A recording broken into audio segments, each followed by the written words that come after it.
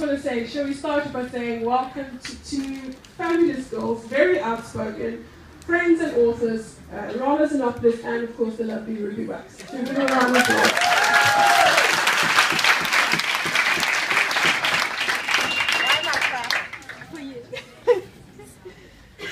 Tonight we're celebrating the publication of Ruby's book, Sane New World. Reading it, you realize it's many things. It's a bit of a biography, it's a bit of a textbook, it's very funny, it's quite informative. There's actually little bits of science in it. But okay, I'm going to big bits of science. But the great thing about it is that it tackles the myths and the ignorance around mental health, and it really just addresses it in such an easy reading way that you get to learn that we have this amazing organ called the brain, and it can really do magnificent things if you let it. In South Africa, I think not even 4% of the national budget for health gets spent on mental illness, which is terrible, but we're not the only country that has that problem. Mental illness, I think, currently is the third biggest tap on our health budget. So no one has made that maths yet, obviously, down the road. I was going to say that we all know that there are great days when everything you think makes perfect sense.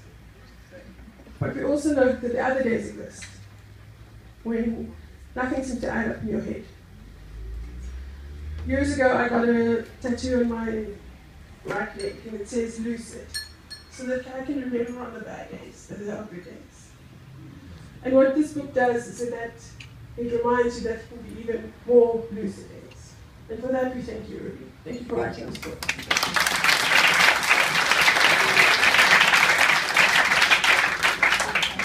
Thanks for all packing in here like sardines. Thank you.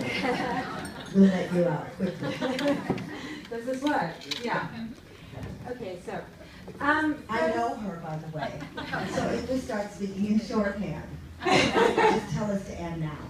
Yeah, if you don't understand us, then you can throw things at us. You're good with that. I could do that. You can throw expensive things at us. That especially. So, Ruth, firstly, I think, what prompted you to come out? As a lesbian. Of the sanity project. I haven't come out yet. No. I'm waiting for that. It's been 16 years. I'm changing my chromosomes now. Good. Okay, do you want me to say that it doesn't have to do with the book? Okay, I did a show Yes, here last that's year, what I'm thinking. which had to do with mental illness, but it was a comedy. I did it here in Cape Town. Yes, but that woman saw it. There's one person. So, there's three. So that was about mental illness, and that only came up, well, I say it in the show, where I wouldn't have told anybody, but Comic Relief said, could they take my photo? And I thought, because they give money to mental illness. You know this story. It's a good story, though. No, don't glaze over, though, because you I know this. love Okay. this story. Oh, don't give me that shit. So I thought it was going to be a little tiny picture, but it was this huge placard they put in all the tube stations that said, they pictured me. This woman has mental illness, please help her. So then I thought, oh, well, that's out of the bag. So I thought, you know what I'm going to do? I'm going to write a show and make that look like it's my publicity poster. And call it, This Woman Has Mental Illness, please help her. So I wrote a show to match the poster, and then I toured, oh God, the first one. I was in a mental institution, not me. I was in one, but not them. I was performing. And then I toured all mental institutions for about 2 years in London, and then I knew, and I developed the show because what do they know? Sometimes I didn't have to speak. I say that line in my show, if you can make a schizophrenic laugh. So then I took the show away from I stopped with, I did every mental institution and hilarious things. Anyway, then in the second half of the show, I asked the audience to speak to me. Yeah. And we have a dialogue. And but when I did those shows, by the way, if I didn't do them, if I stayed for more than 2 weeks, I have my, here's my, so I can show that I'm not just narcissistic. I just used to open the doors of the theater on my day off, and then I bring in specialists like neuroscientists and drug experts and teams of therapists so that people could meet the real thing, and I'd serve cookies. So that's how wonderful I am. Yeah. No, so And then, you serve a good cookie. I know. That's what I'm in my book. It serves a good cookie. So then, anyway, then that was about mental illness. So it eventually, because it was going on so long, I toured it all over a lot of places. And then the audience in normal theaters, whatever that is, would ask the same questions of the people who had something wrong upstairs. And so I realized it isn't the 1 in 4 with the mental illness. It's, do you mind me looking at them? Yeah. I'd like to look at you, but No, look at them, they're much more attractive. hello. There's less makeup on me. So I realized it wasn't 1 in 4, it was 4 in 4.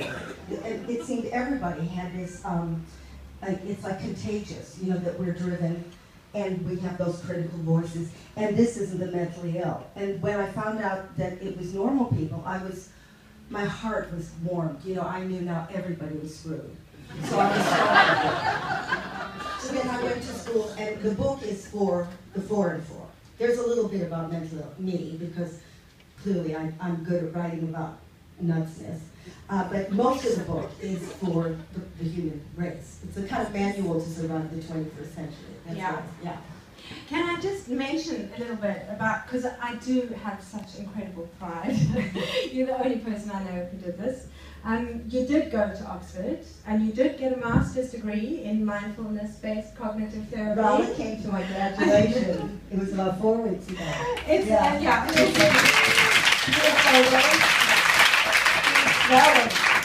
It's the most extraordinary, it's like a Christian bar mitzvah.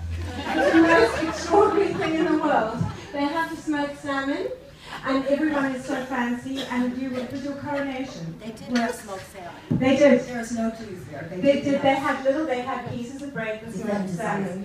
She was looking down, and everybody was speaking Latin, and she was translating, and the word Starbucks came up a few times. But it was so you went to Oxford and you got all of this extraordinary, you got this amazing information, and you have managed to get it into a book, which is accessible and funny to a schmuck like me.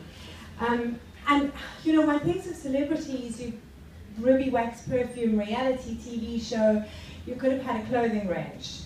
This was a great challenge. What compelled you? Well, I didn't want to have a clothing range, and my book was, you know, as far as celebrity, Yeah. that was kind of bad for my health, Okay. and it started to get ugly. You know, I had 25 years where it was really fun. I mean, I did real documentaries with real people, and then they switched to celebrities. People think they're fascinating, but really they all look the same when you flip them over. So, a few of them I became friends with, but most of them it was a study in the illness of fame. So eventually I said, please let me go back to those really interesting documentaries. You know, like with, you know, people who threw in Alabama serpents at each other in church to prove how much God loved them. But they only had 3 fingers, so God didn't love them so much.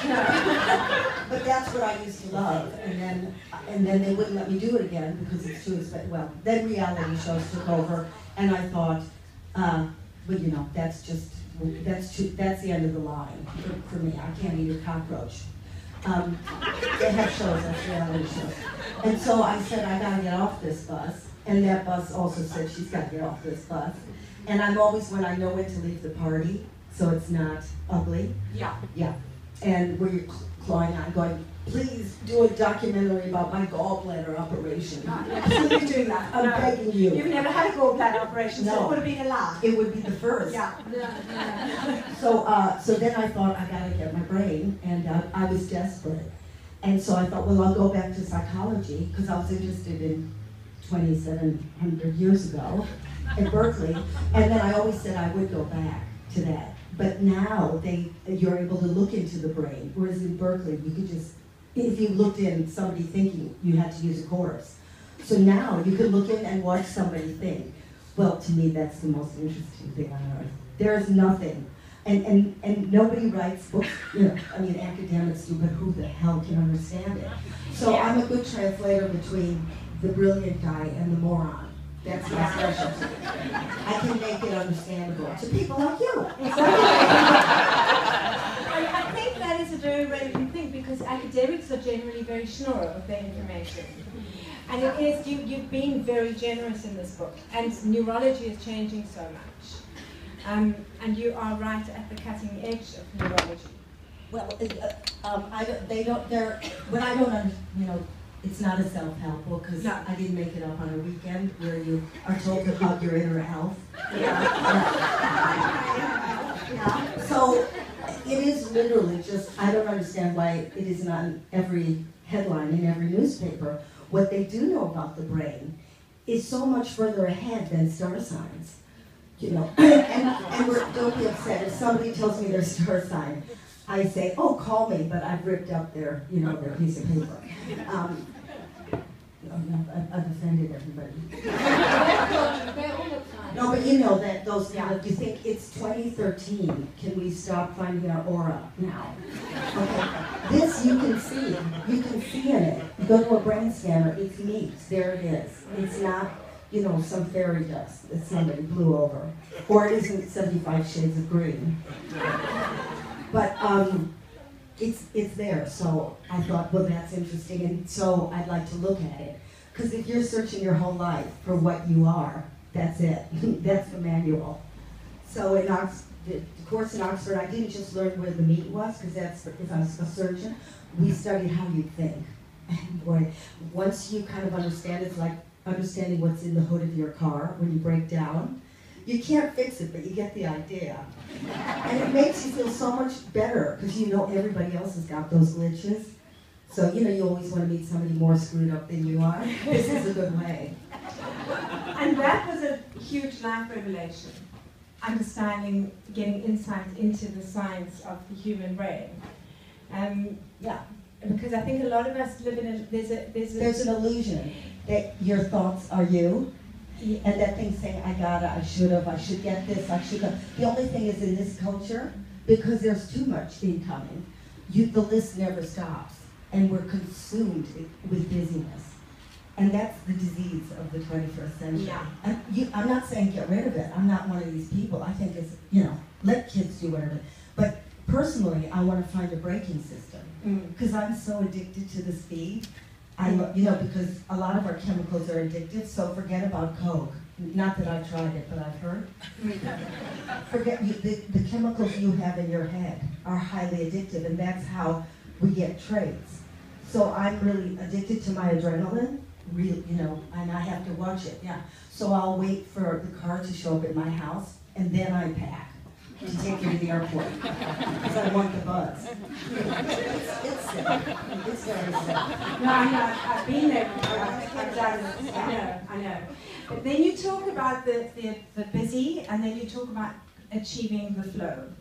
Oh yeah, that was my dissertation. Oh, okay. Yeah. Okay. But that's not my book. All right. But it's okay. I found that so interesting, because when you're creative, human beings, they sort of get pinpoint vision. It's the drive. I mean, nobody's saying the drive is bad. So, but because of the world and because of, see, we used to think danger was just behind us hundreds of thousands of years ago, and that made us survive. We were always scanning the horizon to look for danger. That's a good, how your cat is kind of, alert.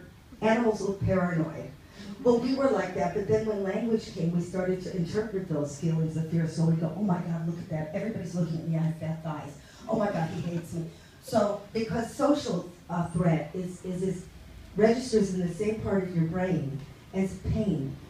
So whether somebody doesn't accept you on Facebook, and you're rejected, or you can't twerk like Miley Cyrus, it registers as, oh my God, I'm a failure, oh my God, I'm now living up to it. I mean, but we all have it. That's what's so wonderful. Everybody's envious. And entitlement is also a sickness. Because he used to say, well, I'm a peasant. I plow, I breathe, shit happens. But now, why can't I be a supermodel? Why can't I win X Factor? And so that puts more pressure. You're never good enough. That's what the feeling is. So the good news of being kind of driven is now because of what's going on, the bad news. So the winners are now the losers. Which makes one kind of think who's actually winning. What is the game? What's the game? In the Unterschied. Yeah. You talk in the book, you talk about the crazies. Oh no, the normal man. The normal man. That's everybody. Then the madman, that would be you. And you read her book, she's really nuts. Nuts. A memoir of love and madness. And you're absolutely hanky-panky Dory. Now I am. So you talk about the different mads and how we all live differently in the world. But one wonders, now you're living a very publicly life of not entirely 100% mental health. Do you find that people respond differently to you? Because I know when I came out that people do respond differently to you. Do you find that people respond differently to you? How do they respond differently to you? Sometimes very kind, sometimes a little bit cautious. Don't let Rahla see that movie, it's very sad. Because I've never seen anything sad in my life. Except yourself. Exactly, I've just lived inside my brain with 4 months of depression, which is pretty hideous. The reason I'm shaking is Yeah. not because I'm nervous, but my medication makes my right hand shake. Only the right. Go figure. Who would have thought And that? no saliva. But I'd That's rather new. have these things than ever have a depression again. No, So there's just no- so you see why that happens. Yeah, no, we've Not got Parkinson's. whatever side effects, we'd rather have that than we'd stick with the medication. And also, if anything goes wrong, don't worry, it's just one of her episodes. So I know that people do sometimes respond differently, and I'm wondering if people respond differently to you. Because I did a show. Yeah. It's a different platform. Okay. So a lot of people say, thanks for opening that can. Yeah. Or, thanks for introducing me to the shrink. Yeah. And if somebody's really ill in the audience, I'll say, can I have your phone number? And I make them come to meet a real therapist. So I'm more of a conduit. They forget that I have it. They just say, thanks for opening it up. So they're not thinking I'm depressed. Okay. Yeah. And you've taken the show all over the world. You've done Los Angeles, Australia, Cape Town, London, a lot of places. In terms of, there's a questionnaire at the end of the show, and people ask questions. Are the questions different from the questions of the Priory to... No, that's what I was saying. Okay. And so because of that, I thought, I was going to study it anyway, but what happened in evolution? That it worked perfectly then, and now it's all falling apart.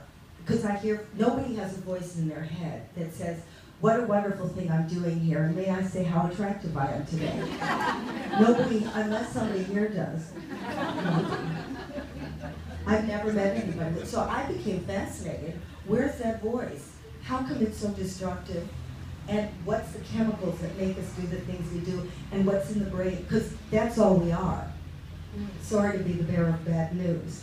I say in my show, but your pets are happier than you are. But all, we're genes, we're regions in the, there's areas, we're hemispheres, we're like 100 billion neurons, it's like Vegas in there. Delivering information, it's every little snippet, it's fascinating. So I am not the thoughts in mind, I'm not depression.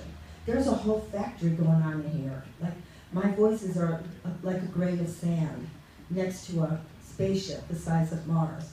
So you become less obsessed. Your brain has other things to do.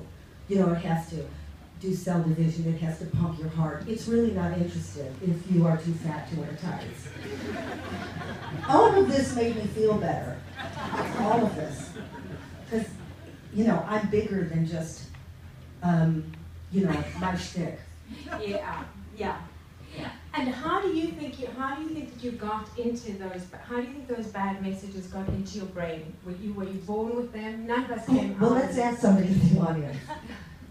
And does everybody have voices? Okay. Yeah. The question is, when you're walking the street, do you have voices sometimes that say, well, this is my thing. Nobody's listening. My mother was right.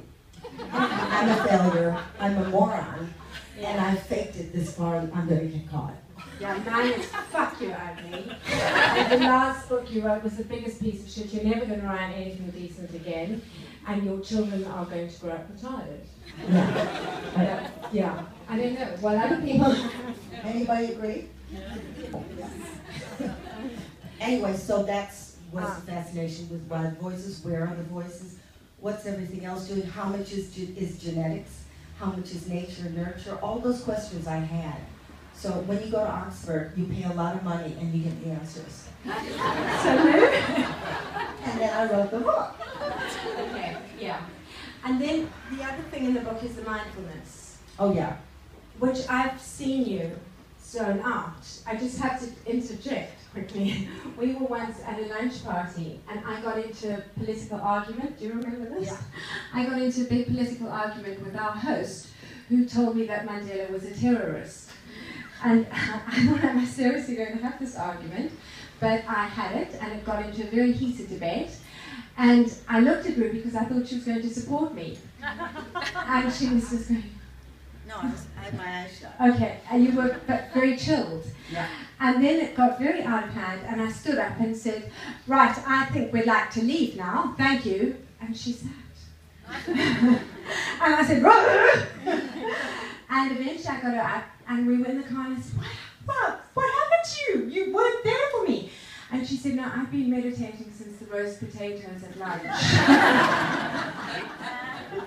Because you just zoned, it was boring. It was so boring. Yeah. So you just zoned out. It should happen Well, to all of us. A zone out is not a good expression. Okay, Where sorry. is that? You can explain that. Okay, first of all, I wanted to regulate my brain, which they now know you can do. Because there's, am I being boring with this song? Not to know. You'll tell me. I can go the other way and talk about flower arranging. You like that. It is, again, not a myth. There is something called neuroplasticity. Now they know that the genes give you the blueprint, but if you intentionally change your habits of thinking, and you have to work at that, you don't go to a gym and do one sit-up and get a six-pack. If you intentionally change, it's like you're the architect, and you can, it's like Play-Doh. You can rechange, you can reshape your brain. So everybody wanted to know, how do we do that? I mean, you can actually, when you break a certain habit, you know, when you stop smoking, you don't do it on one thing. It takes, you know, yourself to wean off that habit, because really all we are is like you get embedded circuits because they work for you. You know, like somebody always wants to be a victim, and they think that works. So every time they see a certain person, they huddle. What I do when I get nervous is I become an animal, and it's just a habit, right?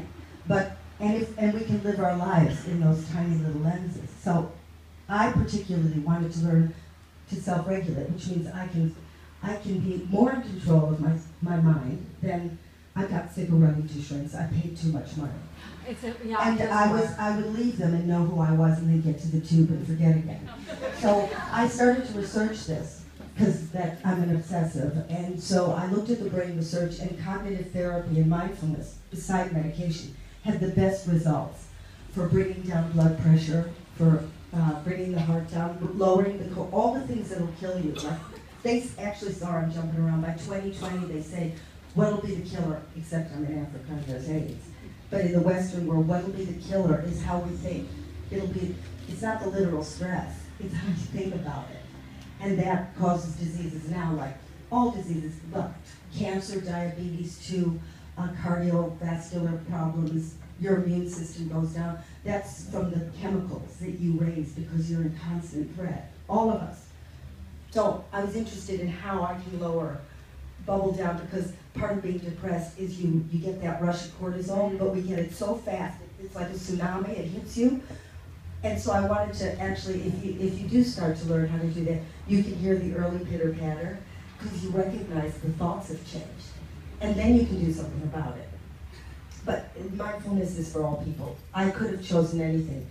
Some people get this saving from praying, they used to, or talking to a priest, but there's not a lot around. Or shaman, you know, or you can do it in Tai Chi. It's just when it's a way of having a braking system. So that I can go in fourth gear when I want, which I need, but then I can pull the brakes. So that sort of saves me, because I haven't had a depression in 7 years. I'll get one again, I know. 2 people, thank you. It's not the Oprah show. I'll get one again, but I really do, not bully for me, but I do know when I'm in trouble and then what to do. There's an alternative than just getting hysterical. Because what we do is when we're stressed, we get more stressed. We get stressed about being stressed, and then you get angry saying, why am I such an idiot? I'm stressed. Why am I so scared? I'm an idiot. So we pile it on ourselves. It's really, you know, the human being, survival didn't want you to be happy, it just wanted you to survive. So all these things are warnings that were really appropriate hundreds of thousands of years ago. But our brain doesn't know this much time has passed. Yeah. So I use mindfulness, but I'm not evangelical about it. It's just that it suits me. So I explain it in the book, but then I also give other alternatives in case it's not for you. Have I avoided the issue enough? I don't think so. No, I think you've been because very I didn't candid. explain what it is, but No, it's no, okay. no, no. I think yeah. I think yeah. Go for it. I'm thinking what else we need to. What would you like? Because Rahla only has a certain amount of us. Yeah. You know what I'm thinking? Probably they're sick of us talking to one another. Oh, We should see what they want to ask you. okay. They're probably bored of me. No, they're not. Oh, she's having a mental illness class. That's going to be my voice before I go to sleep. I've got a mic to pass around. If you put up your hand, we can pass it to you. Hi. Hi. Thank you for the lovely talk so far. I just wanted to ask, in your studies, did you find that depression was, or anxiety was gender-based, that different genders reacted differently to different situations? Do you find that maybe women struggle more with life, or is that just the way, because men don't go to therapists as much as women do, therefore it seems imbalanced? Women have more depression, but it can be hormonally linked. But men have more heart attacks. So I think that's there. They die sooner. They're just depressed. Hi. I'd like to ask, in your book you described how you sort of went on wild shopping sprees and so on. Was that a manic episode, or did you know you were then going to crash, or how does that work? I mean, She has a bipolar. I just have the vanilla. But if time goes by, and that's the thing, if you have a kid and he has one episode, if you get them help, they might not have another one. So I'm very against people who say, I don't want to take medication, because you wouldn't say that to a diabetic. So if you have them longer, and I wasn't treated, you have them longer and harder. And then other symptoms start getting in. I'm not manic, but you know, we're not like cans of soup. Everything tips into something. I don't want to know when I'm starting to go, so I get busy. I get busy probably like all of you, but more busy. That's not the sickness. The sickness comes when I'm so busy I can't move. That's where the line is between you and someone who's got a brain disease, is that I grind to a halt, and then I have to sit on a chair for 3 months because there's too much noise. But I say the book isn't about mental illness. There is a section where I explain I'm as busy as the rest of everybody. I don't go into then I turn into a block of cement. But I go about the beginning when I start, you were there, obsessing about a blue and white striped cushion. Yeah. And I started to look at nautical cushions around the world, and dripping in sweat, I had to have every one. And then some of them I paid a lot of money for, but they were smaller than they are on the web. And they come like toilet tissue paper. And then I was dripping in sweat and had to fan. Lampshade, she was with me, where I had to jump out of a speeding car and say it was an emergency. I jumped with you. She jumped, I was buying a lampshade. I almost killed everybody. I think it was worth it. And then eventually I go crazy, you know, whereas, Other people might just think they're busy. But you buy very specific. You go on very specific, it's very ordered and it's very calculated. It's nautical, it's blue and white, and everything will be blue and white. Where I have to buy every fucking thing in the store. And that's my menu. No, so you're crazy. Yeah. So that's a manic shopping spree. I just have a question about personalities and how it impacts, because that's one thing that's often overlooked in my experience. There's certain personalities of people that seem to be more prone to mental illness than others. Did that at any point come up in your studies and your research? Yeah, it's Like personality types, for want of a better word. well, there are no real person. You know, you come into the world. But the with- temperament, I should say. The temperament is because you get used to habits. So whatever works for you, they get more and more embedded. And that happens after you're out of the womb. So we all have like 30,000 genes, and some of them are more active than others. And then if your parents are, you know, savages, like mine were, then I clearly have the gene. Then though you haven't got really a chance. But you could come from seriously demented people, and you haven't got the genes for mental illness, and you'll be fine. That's why nobody knows. It's like Russian roulette. Now, the personality you get is the combination of the gene and the upbringing. So that personality type would become like her, you know, because you're imbalanced and you're trying to get back to normal. A baby usually catches depression if it's got the genes, because the mother might have it. So the baby imbues that because he doesn't want to think the woman who's saving his life is crazy. So he carries it for her. That's in the beginning. Then it becomes a habit. Then they've really got it. But again, if you, they show that they do this with rats. We won't be doing that today. But they take aggressive ones, and then they have very loving mothers, because their first mother was aggressive. And then that loving mother starts to take care of them. The genes on the rat change. So you can, they know now, this epigenetics, probably somebody who really knows what he's talking about, that if you change the way you think, you're changing your genes. So you're not hardwired to those anymore. I'm sure I'm going to pass a much more, well, calm gene than what because I come from millions of years of bizarreness. But now in my generation, they're pretty normal. Oh, to your children? Yeah. Oh, you don't deserve them. No. They're so gorgeous. No, none of us deserve your children. None of us. They're absolutely perfect. No, they're not. But they are. They're one that is my goddaughter. They're perfect. Yeah. Well, I married a person, just in case, for his genes, because my line was, you know, we were about to be really locked up. All the way back to when we were trading horses. We were, everybody was a schizophrenic. So that's the family tree. Just people setting fire to their hair. It wasn't a pretty picture. So then I married my husband, who's, you know, he comes from army, you know, those kind of, that had a wonderful time during World War I. You know, they bloody love those trenches. And they sing out today, bloody lovely. Long way. Singing happy there. So I thought, well, if he can take the trenches, then he can take me. But Jason actually admires him. I know. Because he is extreme. He is even more tolerant with you. Well, he's a masochist. Yeah. He's a good man. He's a masochist. Any more questions? Really? Not one? You've all read the book, obviously. Have you read the book? Okay. Are we so Are you wondering about maybe mindfulness? How that comes in? Yeah. I was wondering if you could, personal, just broadly, what do you do? Say you get this pattern and then you know to practice mindfulness. Can you maybe just explain more or less what do you do practically?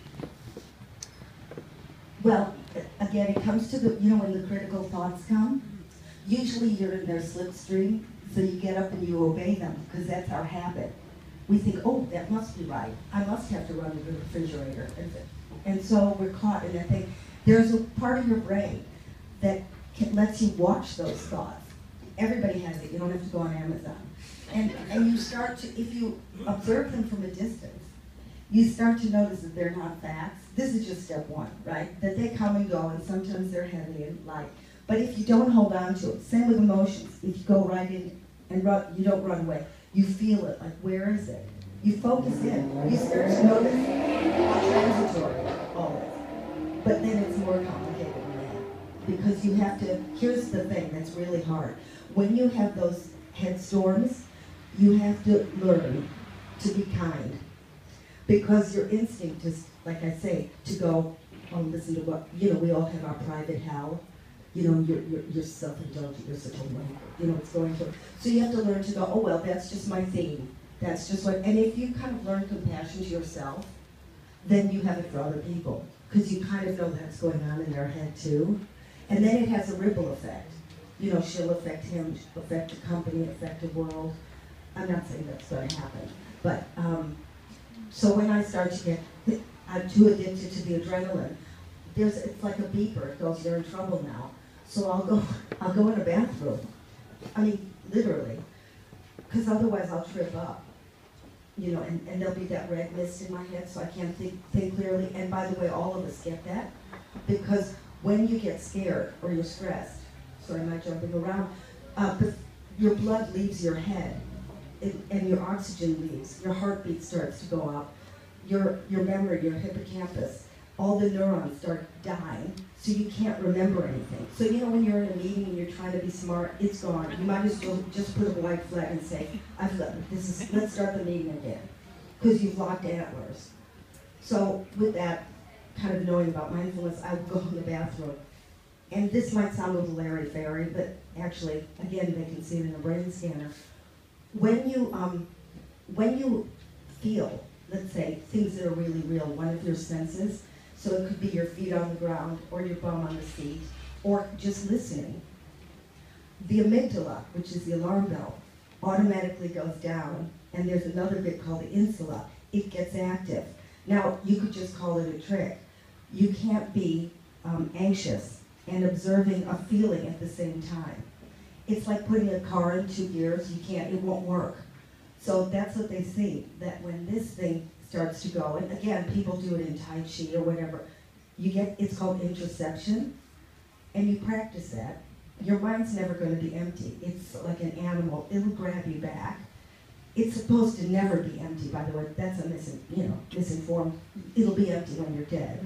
So you take the attention, you go right, the garbage is playing. Everybody has garbage, okay, just watch it, and then you bring it back to, let's say, a sense, like listening. You could choose that. Do you want to just feel what that feels like? Okay, if you're standing there, now you're going to notice your brain going, she's an idiot, I hate this, I want to eat food. That's part of it. And then just take it back to listening, okay? Because we never do that on purpose. And mindfulness is intentionally focusing where you want to be, and not focusing where you don't want to be. So you're sharpening your awareness. So if you just want to listen for 10 seconds, and you'll notice your brain taking you back, just go back to the listening. And that's all mindfulness is. So we'll go.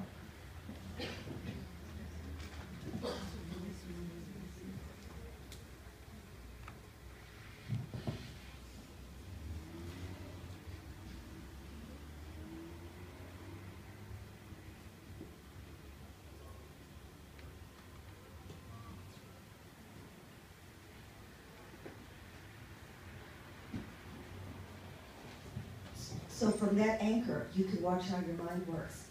That's activating another part, and now you've got a front row seat and watching the thoughts, but rather than getting caught, you've got that anchor. You can use your breath, because you're really breathing.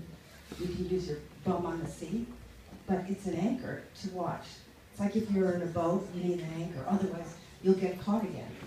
So if you do that a few minutes a day, you get used to it. So when the shit really hits the fan, get out of that room, go sit somewhere. You don't have to sit.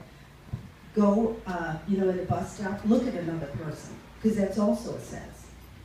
But it also brings you into the present, which is something we don't like to talk about, because our brains always go in the future and the past, future, past, which is good. That's why we're so advanced. But you live your life like that, you're missing a ride. So once in a while, like when I'm with my kids, I never focused on them. when they were little, because I was answering emails. I don't know who I was answering those emails to, but now they ask me what were they like when they were 5 and stuff, and I go, I don't know, I was on the phone. They thought I had 2 phones growing out of my head. I missed the whole thing. So now when I'm with them, it's really hard. I have to put down the computer and then actually listen. And then they can hear I'm really listening. I mean, you're present. So I wish I knew now, then, they, you know, what I know now. They wouldn't say Mommy has 2 metal ears. Hi. I don't know if this is actually relevant, but just any thoughts or any advice, I haven't read the book, but about how you deal with people who you love, who are part of your family, who actually do have this, these issues, mental illness, and often, you know, really, really bad times. How do you deal with it? Because you know, that's what the audience used to ask. And I would say, I bring in professionals, because the people who are the caregivers need almost more help. And I wish you could have walk-ins like alcoholics do, so you can meet like bereavement groups, you could meet other people. Whatever you do, don't say perk up. Get that one out of your vocabulary. But somebody said a little while ago that they say to their daughter, how's the depression now? The floodgates are open, because A, you believe she really has something instead of just not wanting to get out of bed. And B, you know, there's an interest, and curiosity opens everybody up. But C, get her to a doctor really quickly. But if she doesn't want to go, you'll never get her to go. But you'll be her friend if you say, how's the depression? Yeah. There's another thing, I think just being there and just sitting and not expecting anything, because a lot of the time you just don't want, you can't talk, and you just don't want to talk. And putting on movies, just sitting and watching movies with a person, because it'll pass. That's the beauty of mental illness, well, not Alzheimer's and not schizophrenia. But if you get the right medication. Yeah, no, I've learned that, and I've gone through, you know, trying to fix it, because that's what you try and do. I know. You know, perk up, and you've but gone that through scares them even but more. you still come back, and you still care enough to want to do more, and you're paralyzed by inadequacy, basically. You know. But we are with everybody. If you think of any disease, we're paralyzed. Yeah. You know, you can get somebody to a surgeon. That's much easier to understand cancer than it is to understand, out of the 100 billion neurons, which ones aren't working or rewiring or whatever. So, one of the deans at Oxford said, if, I don't know if this is true, if Bill Gates had spent the same amount of money on malaria as he would mental illness, we would have cured depression. So, I'm not saying don't give it to malaria, I'm just saying this is 1 in 4. I don't know what the number is for malaria.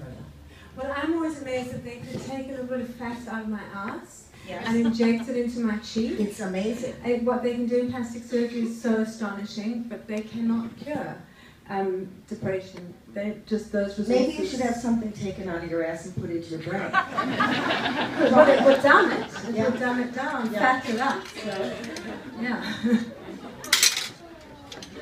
But in a little while, they will have a cure. But not in our lifetime. Yeah. I had a question about the kindness statement you made, because it really was like Oprah for me. It was that aha moment, because the statement you made was you have to be kind to yourself in order to be kinder to others. Yeah. And I think that that is probably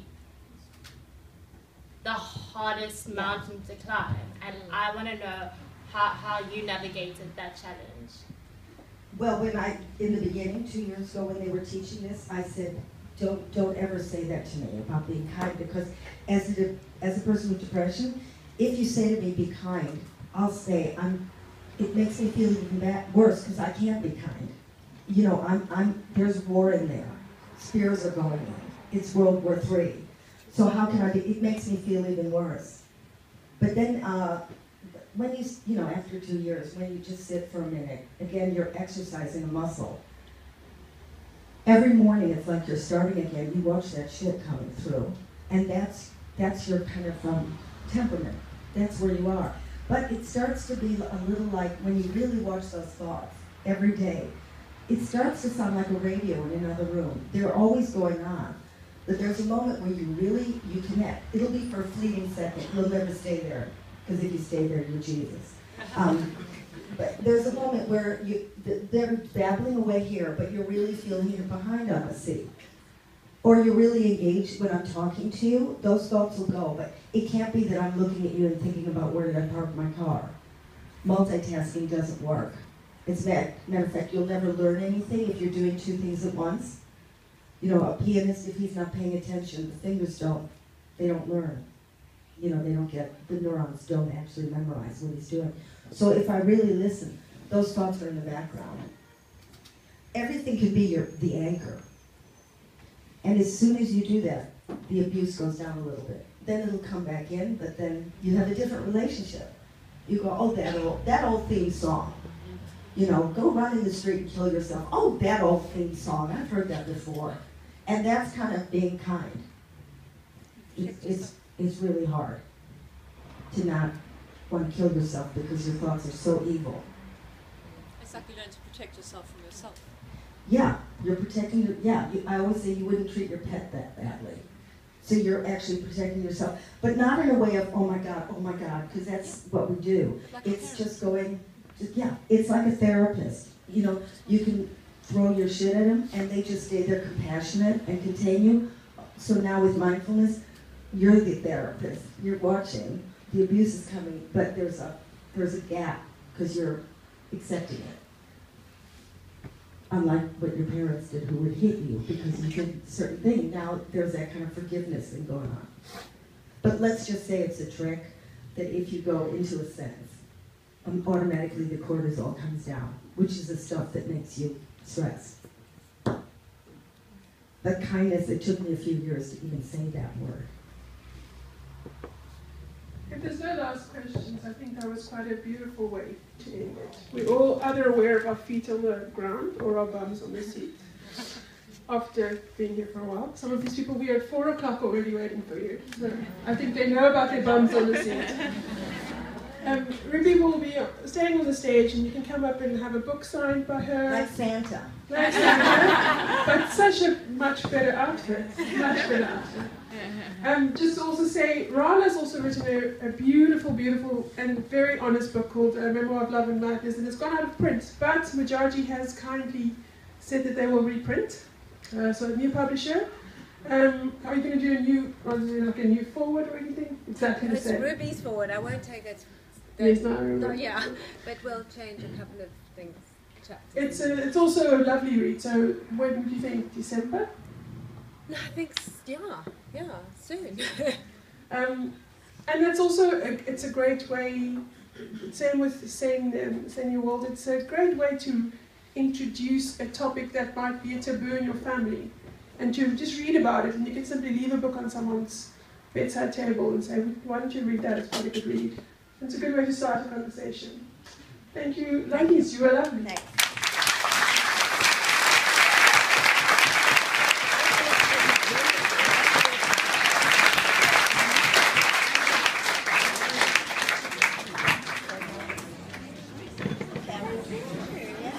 Thank you.